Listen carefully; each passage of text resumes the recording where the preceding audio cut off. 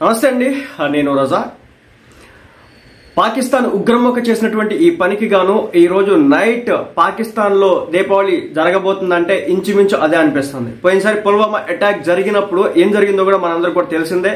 ఉగ్ర శిబిరాల మీద జరిగిందనమాట. సో అలాంటిది ఈరోజు జరగబోతుందంటే మోడీ గారి వ్యవహారం చూస్తుంటే గనక అదే విధంగా అనిపిస్తుంది. ఎందుకంటే ఆయన ఒక ట్రిప్ లో ఉన్నారు, ఫారెన్ ట్రిప్ లో. అలాంటిది సడన్ గా వచ్చేసినారనమాట. రావడంతోనే అజిత్ దోవల్ గారితో, అదేవిధంగా మన త్రిదళాధిపతులు ఉన్నారు కదా, వాళ్ళందరితో కలిసి హై లెవెల్ మీటింగ్ అయితే ఏర్పాటు చేయడం జరిగిందన్నమాట. సో దీనిలో భాగంగా దేశంలో నుంచి, అది ప్రజల నుంచి కావచ్చు, యువత నుంచి కావచ్చు, అదేవిధంగా అన్ని వర్గాల నుంచి ఈ ఈ ఈ సిచ్యువేషన్ మనం ఉపయోగించుకొని కుదిరితే ఆ పీఓకేని లాకేసుకోవాలి అని చెప్పేసి ప్రతి ఒక్కరిలో కూడా ఉందన్నమాట. అందులో భాగంగా పాకిస్తాన్ పరిస్థితి ఈ రోజుతో కీలకతమేనా, ప్రధాని నరేంద్ర మోడీ గారు సంచలన డెసిషన్స్ తీసుకోబోతున్నారు అనే దానికి సంబంధించి అప్డేట్ చూసుకున్నట్టయితే కనుక జమ్మూ కాశ్మీర్ అనంతనాగ్ జిల్లాలోని పహల్గామ్ లో ఉగ్రమూకలు జరిపినటువంటి ఘాతుకానికి దేశం ఉలిక్కి పడింది.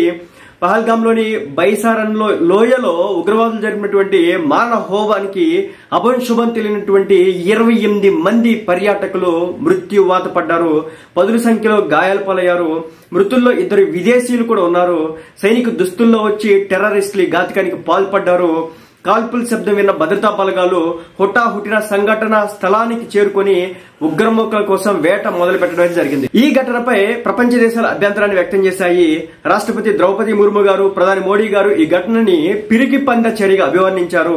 అటు అమెరికా అధ్యక్షుడు డొనాల్డ్ ట్రంప్, రష్యా అధ్యక్షుడు పుతిన్ గారు కూడా ఈ ఘటనను అత్యంత హేయమైన చర్యగా అభివర్ణించడం జరిగింది. ఇప్పటికే పహల్గామ్ చేరుకున్నటువంటి భారత హోంమంత్రి అమిత్ షా మృతదేహాలకు నివాళులర్పించారు.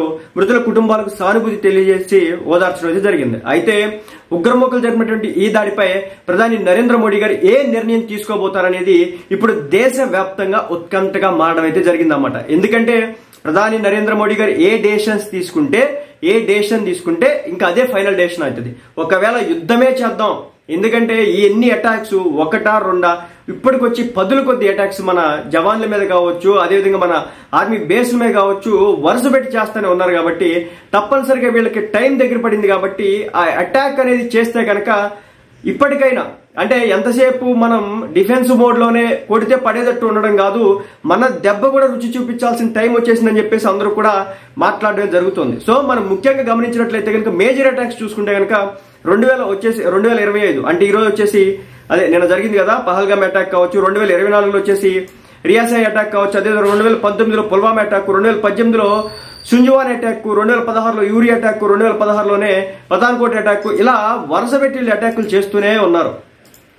అప్పటి నుంచి కూడా బీజేపీ పార్టీ ప్రభుత్వం అధికారంలోకి వచ్చింది 2014 నుంచి ఇవన్నీ కూడా మేజర్ అటాక్లు అన్నమాట.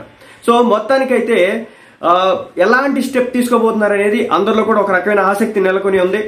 అయితే ఉగ్రమూకలు జరిగినటువంటి ఈ దాడిపై ప్రధాని మోడీ గారు ఏ నిర్ణయం తీసుకుంటారనేది ఇప్పుడు దేశవ్యాప్తంగా ఉత్కంఠగా మారింది. అతి త్వరలోనే ప్రధాని మోడీ సంచలన నిర్ణయం తీసుకుంటారని భద్రతా పలకాలతో పాటు దేశ ప్రజలు భావిస్తున్నారు.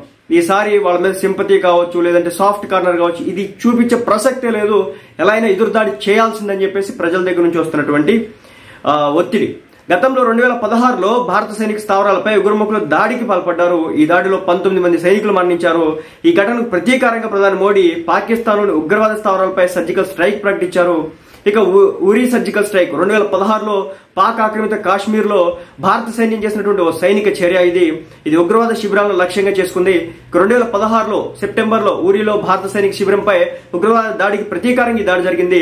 మళ్ళీ అలాంటి సర్జికల్ స్ట్రైక్ ప్రధాని మోడీ నిర్ణయం తీసుకుంటారని చెప్పేసి అంటున్నారు.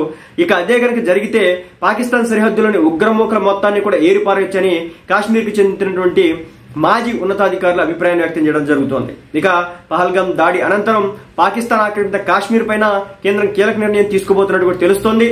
కాశ్మీర్ పీఓకే ప్రాంతంలో ఉగ్రవాదులు ఏరివేతకు రంగం సిద్ధం చేస్తున్నట్టు తెలుస్తోంది. కాశ్మీర్ పరిస్థితుల్లో ప్రధానికి జాతీయ భద్రతా సలహాదారు అజిత్ దోవల్ గారు వివరించడం జరిగింది. మరోవైపు త్రివిధ దళాధిపతులతో రక్షణ శాఖ మంత్రి రాజ్నాథ్ సింగ్ గారు సమావేశమయ్యారు. సో మొత్తానికి ఈ రోజు కేంద్ర కేబినెట్ భేటీ కీలక నిర్ణయం తీసుకుంటుంది. ఈ సమావేశంలో ప్రధాని మోడీ గారు సంచలన నిర్ణయం తీసుకోబోతున్నారు.